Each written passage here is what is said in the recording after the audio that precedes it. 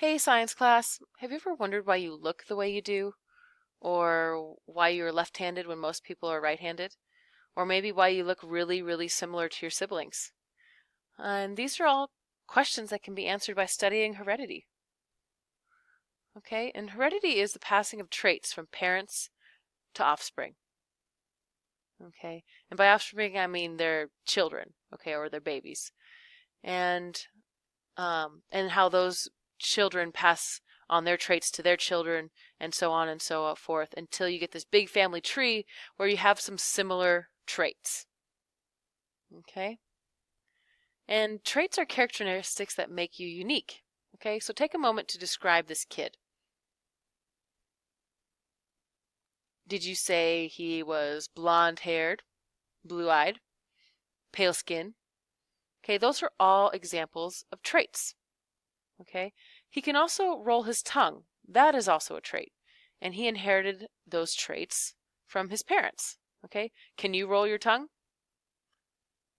If you can or can't, you got that from your parents.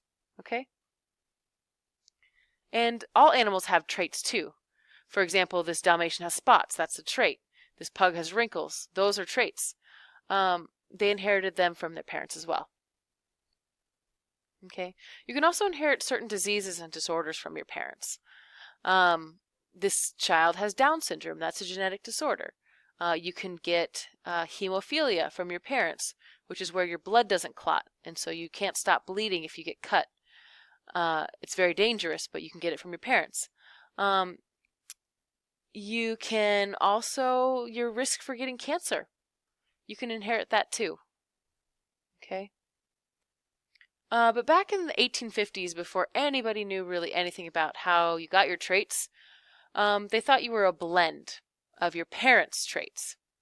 Okay, so for example, if this white squirrel and this black squirrel were to have babies, their traits would blend together and their babies would be gray. Or if your dad was really short and your mom was really tall, those traits would blend together and you would be of a medium height. And this is totally wrong. Okay? Not true. And this guy named Mendel, he noticed that.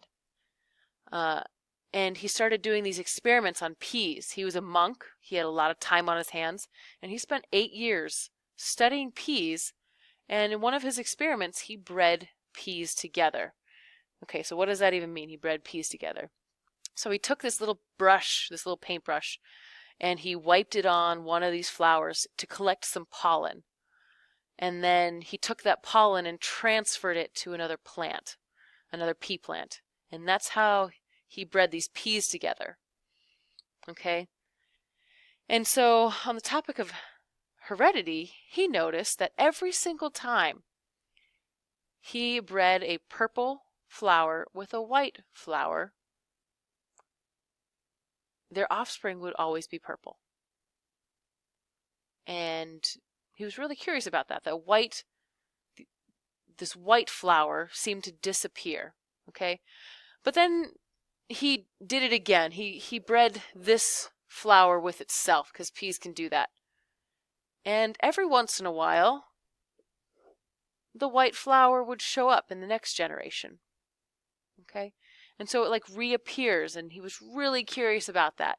And so he concluded that there was a little bit of this flower in this flower, and then this flower would transfer it to this one. Okay, he didn't know what those were.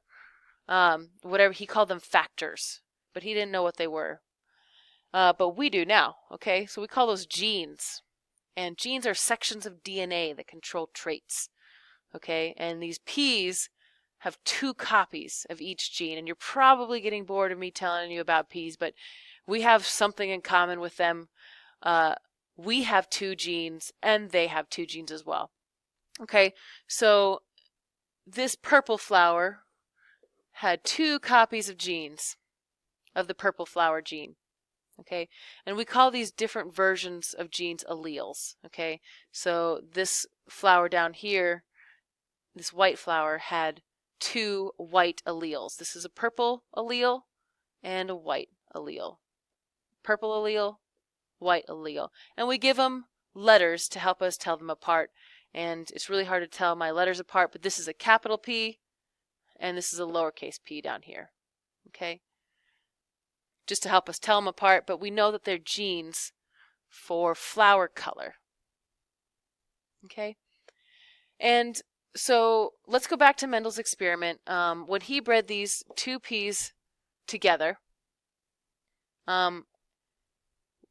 he figured out that each one of these peas has the purple flower, has two copies of the alleles. Okay, so this purple flower has two copies of the purple allele. This white flower has two copies of the white allele. And then each one of these plants gives one copy to its offspring. Okay, so now this offspring down here has a purple allele and a white allele. Okay, and this white allele doesn't seem to be showing up. It doesn't do anything, and that's got a special name, and this purple allele also has a special name. It's dominant. Okay, so the dominant allele will always show up. It'll be visible, okay, if the offspring has it. Okay, and then so purple hid white, and we use capital letters to show that it's dominant. So these plants had their two alleles. This offspring gets one from each, and so this purple allele is dominant. Always shows up if it's there. Okay, this one is called recessive, if I can spell it right. Okay, and the recessive needs two copies to show up. So when Mendel bred this pea with itself, it was basically like this. Okay, every once in a while, these two recessive genes would show up, and the white flower would be visible. Okay, all of these other pea flowers got a dominant gene. Okay, and so they were all purple. And you'll understand that more when we get into Punnett squares. But the big picture here is that there's dominant and recessive genes. Okay, so let's review. Traits are characteristics you get from your parents, and your traits are controlled by genes. Okay, you have two copies of each gene, one from each parent, and these different versions of genes are called alleles.